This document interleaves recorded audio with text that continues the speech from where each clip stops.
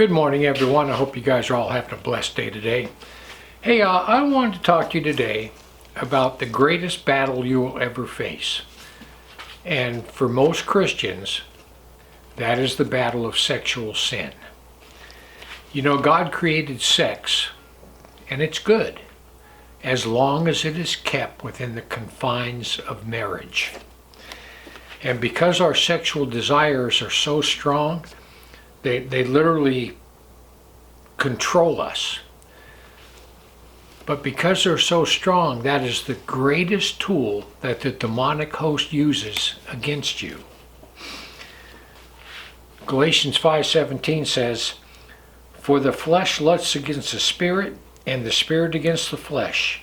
And these are contrary the one to the other, so ye cannot do the things that ye would." Anyone who gives in to this temptation, who gives in to their sexual desires, they're in bondage to Satan. He has them bound. The whole demonic host, just constant attack, constant attack. The more you give into it, the worse it gets. It is an absolute addiction. And sexual sin has consequences, and they can be very severe. The first one is demons can pass from one body to another during intercourse. The higher the body count, the greater that risk. Next is disease. You can catch something that you literally cannot get rid of. You will have for the rest of your life. Like hepatitis is one, AIDS is another.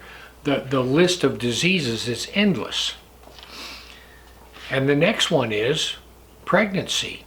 You or your girlfriend have to deal with that.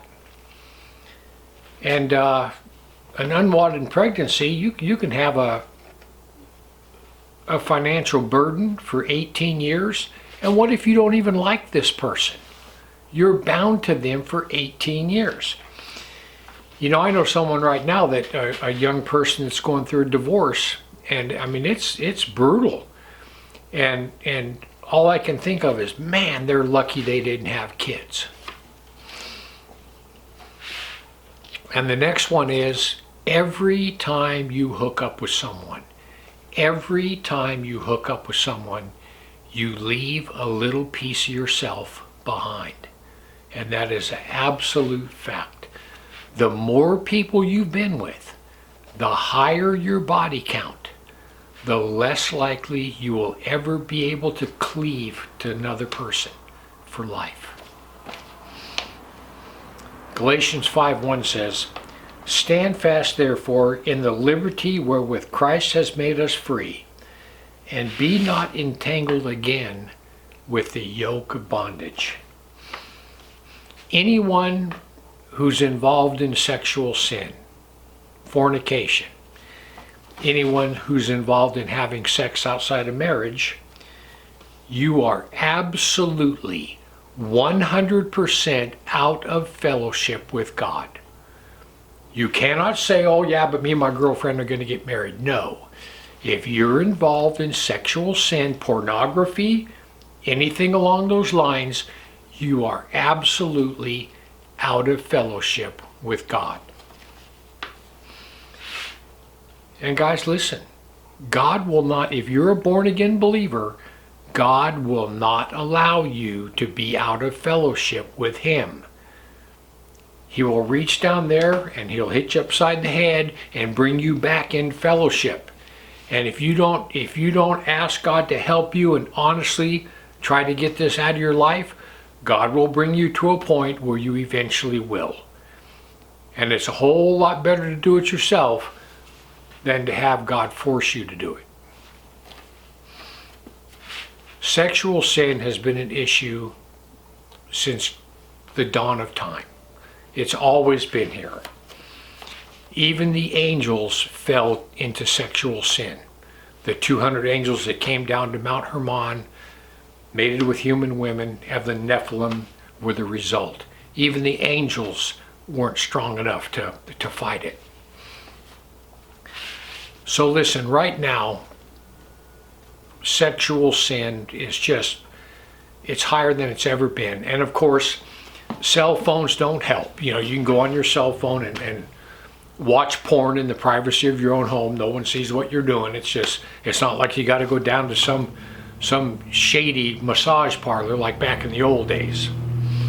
But listen, the reason it is getting so bad is because the demonic host, they know that their time is short, and they are in a frenzy attacking people.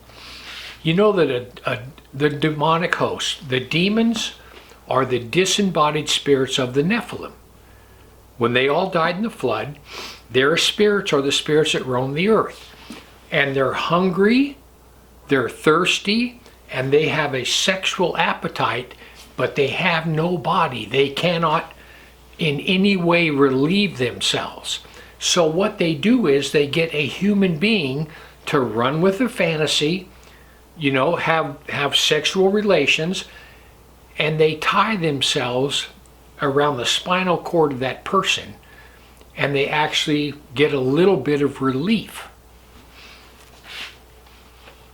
Don't think that you're having sex outside of marriage and there's not a demonic entity involved, because there is. John 8:32 says, "And ye shall know the truth, and the truth shall make you free." People, listen to me. Time is short. If you have any kind of sexual sin in your life, whether it be pornography, you're having an affair, you're sleeping with your boyfriend, you're sleeping with your girlfriend, whatever it is, I guarantee you, you are out of fellowship with God, and I guarantee you there are demonic entities involved. People, listen. You need to get on your knees, and you need to ask God to forgive you and to help you get out of this situation. And if you come to God with a pure heart and you ask Him to help you to get out of this situation, He will do it. If not, you're going to suffer some pretty extreme consequences. And those consequences are going to last a very long time. Anyhow, I just want to give you something to think about. Heaven or hell, you choose. Just remember, once you take your last breath, it's a done deal.